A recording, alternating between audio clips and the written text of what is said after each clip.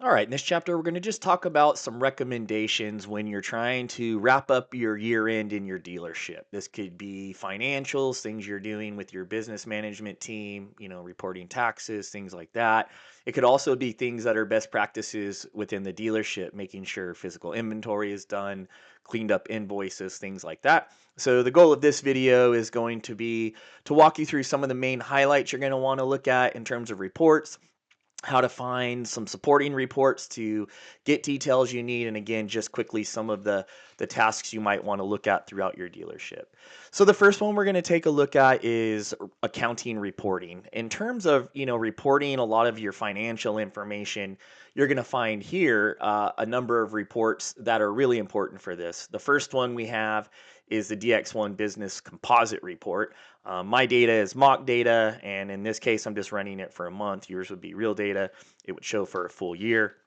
But you can see here, this composite report gives you an idea of your general types of sales, inventory, quick shot looks at things that you've done within your business. Here I can see major unit sales by condition and make. I can see different information related to those sales. In particular, here I can see by make how many units I sold, what those costs are. I can get a breakdown of each of those per manufacturer, et cetera. If there were holdbacks, any type of manufacturer rebates, things like that. I can see major unit sales by condition. I can see F&I sale, part sales, service sales, and then I can get into things like inventory, major unit inventory by condition, by make. Same thing goes for parts inventory. And then I can see here a summary of all my transactions. So that's going to be an example of a place where you can really come and get those quick snapshot looks. This is what your business did, and here's where your business sits in a sense from a total level.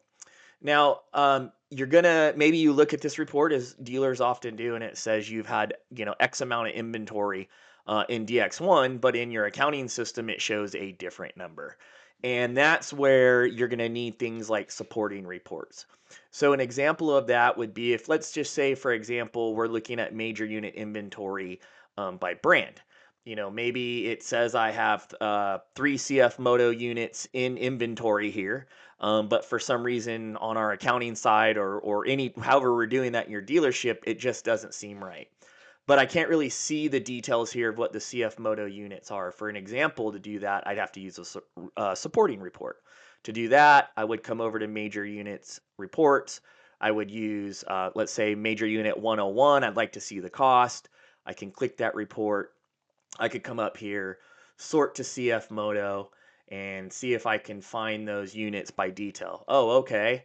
Here I can see one. I have two in inventory, and this one I can see is a dealer transfer. For sake of example, we can just say that's where our discrepancy was. Something didn't get processed correctly, or somebody didn't have something in the system correctly. Another example would be maybe you've entered units in to your accounting system in terms of receiving a new unit, but they haven't got put into DX1 yet. That might be an example where you're showing 4 units on that side, but only 3 in here. But again, if you've set up DX1 properly with particularly QuickBooks Online, you should have a lot of data syncing back and forth that should make discrepancies for things like this not be a thing. But ultimately, this is an example where you'd have to go in and see the details now. Okay.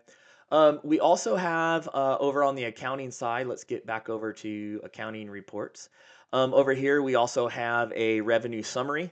So we can go in again if we need to break down more of that revenue, which we know many of you will for many different things. You can again quickly come in here and get a little bit of a different breakdown on how that all those retail sales and all that revenue is actually being generated. As you can see down here, major unit sales, it gets broken down by body type or model type. You can see our cost, sell profit. So you can see a lot, again, more of details that you didn't get in some of the composite and summary reporting. But again, even here, you may say, well, I need more details. And again, that's where you may need to go into a supporting report over a major unit. If you have questions about three-wheel sales, then you may need to come over here and then come to major unit sales and look up your sales reports that you may have. We'll get over here to major units. You could come in here and look down here and find your major unit sell history by month and go in and break down those details and find what you're looking for. Additionally, though, right there within accounting, if we go back there, you can see we had the revenue summary. We do have a revenue detail. Again, this is just something that's a bit more detailed. Let me set my month here to get some even mock data in here for us to look at. So this will break down your internal and your retail sales. Again, a place to come in and just get a bit more of that detail specifically about that revenue, more than just at that summary level than we had in our previous report. Okay, and then also we do have a report. It's over here, customer deposits. This is a good one to look at again, just to understand. This is more about like whose money am I holding and why. Is the deal still happening? This is more about just better processes in terms of what you're doing interacting with your customers. Sometimes people take deposits on one invoice, they know it, but they forget. And when things come in or when a customer comes in, they just create a new invoice. And sometimes they do odd things to make things balance out. So sometimes deposits just sit open, which means open invoices. And that's a good way to just kind of audit things. Of course, from a high level, looking for things like customer sales histories, total spends. You can look at some things like some AR customers, top customers. Again, accounting, I think, is where you're going to find a lot of these high-end reports when you're looking, not so much for all those quantitative factors, but just a little bit more at a qualitative level. How good did we do? We did very well. We did pretty well versus, we increased our sales performance by 21%, something along those lines. So just make sure that you're aware in here. And I also want to mention all these reports have permissions behind them related to roles. So if you're seeing reports here that you don't have access to, or you just want to double check, make sure to get with your store administrator and review what permissions you have for reports. That's something I find with customers a lot that gets overlooked, is they just don't even realize they even exist from that side. Okay, so one of the things I just want to quickly talk about as we jump into major units and parts and accessories is, again, we saw when we looked at our composite summary, or excuse me, our composite report and our business summary, we did have levels of inventory, but it says, great, you have $2.3 million in inventory. But how do we know what that inventory consists of? Just so you know, that's an example where you would come over to here and you could run parts 100, which is parts inventory by current valuation. This is going to show you all your parts that are in stock, like right this second. Now, you may be saying to yourself, well, I'm not doing this process as my end of year. It's not right this second. I'm trying to close down my end of year and I'm a little bit into January. So what I really needed to know was what was my inventory level on December 31st at the end of the day. And to do that, you can come down here and you can do parts inventory historic valuation. And in that case, an example would be I could come back and say, okay, let's look for 2024. I could come back and I needed to get my numbers to find out where I was at. I can come down here, click the 31st, and it's going to give me a snapshot of what my inventory level was on that day, all the way down to the quantities. So that's just an example of two parts reports where you may need to use them in conjunction with something like your composite reports. And I do want to mention, the only part I'm going to touch on here related to inventory is just make sure you do know that in DX1, we do have an inventory tool. If you come over to inventory management, you can come down to physical inventory, and there's a whole process. We have a whole separate chapter you can find in this onboarding series. We have a very lengthy help doc, and we even have another video in that help doc that goes through the process. And we also do annual webinars the first or second Thursday of December's. So make sure if you're around that time that you catch that, register for those webinars where usually even myself or one of the other product managers will be going through the whole process and explaining how it works. And the reason I bring this up is because a lot of people might be looking for count sheets in parts reporting. You're not going to find them there. You're going to need to come here, start the process, and once you do, you'll find your count sheets here. I will recommend, this is an old, outdated process. You'll be doing double the work. If you had 3 expected here and one was for a customer on a special order shelf, you notice you can't see any of that here. But if I came down here and used the digital process, I wouldn't have my person running around in circles saying we don't have this, when technically it's just sitting for Bob Bill over on the special order shelf. So I just want to make sure you know that. That's what I'm talking about here. For more information on physical inventory, make sure to find that chapter. All right, some other general practices of some things that you'd want to do across the dealership, while we're in parts reporting.